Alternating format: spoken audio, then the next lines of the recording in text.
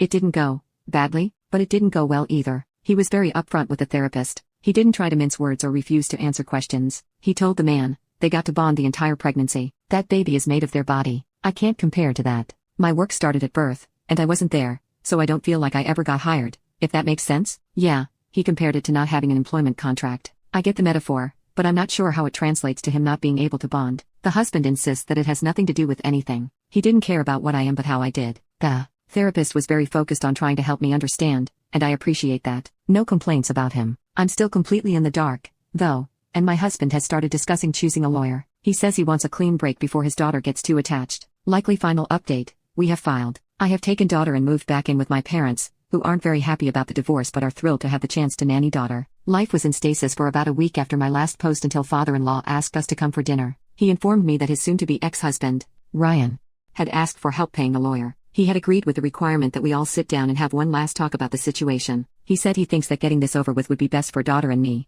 so he's willing to help, but he wanted to take one last shot at fixing it. The one last shot ended up being several hours of talking. Father-in-law bluntly demanded that Ryan explain his reasoning. Ryan repeated the can't bond thing, and father-in-law asked why. The employment contract analogy was brought up again. After much backward, what do you mean by this? Why is that? Father-in-law just said, I'm not buying this. What's the real reason, Ryan? Ryan insisted until the end that his reasoning was what he'd been saying. He did not see daughter be born, so he can't bond. He tried, he insisted. The connection isn't there. He was supposed to connect when his daughter was born. There was supposed to be a spark of connection between them, but I guess that spark can only happen right at birth. In his mind, he can't get it now. Father-in-law asked if Ryan thought the daughter wasn't his. Ryan insists he has no doubts that he is the daughter's biological father. Father-in-law asked if Ryan was seeing someone else. Was there a woman or another pregnancy somewhere? Ryan did not react well to this. He threw his phone down on the table and said that we were free to search it. He's not a scumbag. After that, the conversation turned to post-divorce life. Ryan offered that he'd been running the numbers and would volunteer $50 per month in alimony and $50 per month in child support. He doesn't have to do either because we're divorcing,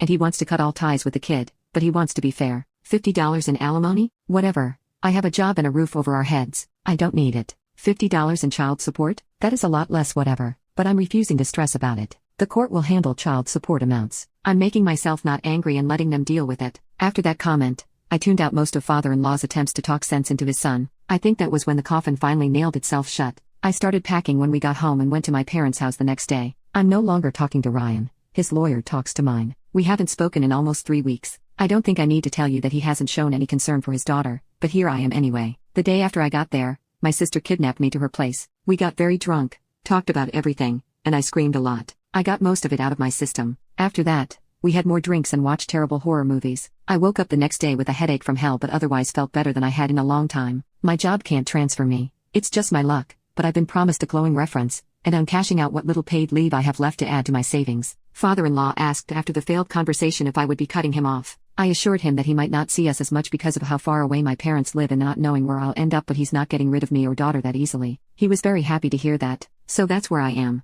Papers have been filed, and my daughter and I have moved out of the house. I'm doing my best to ignore Ryan's existence.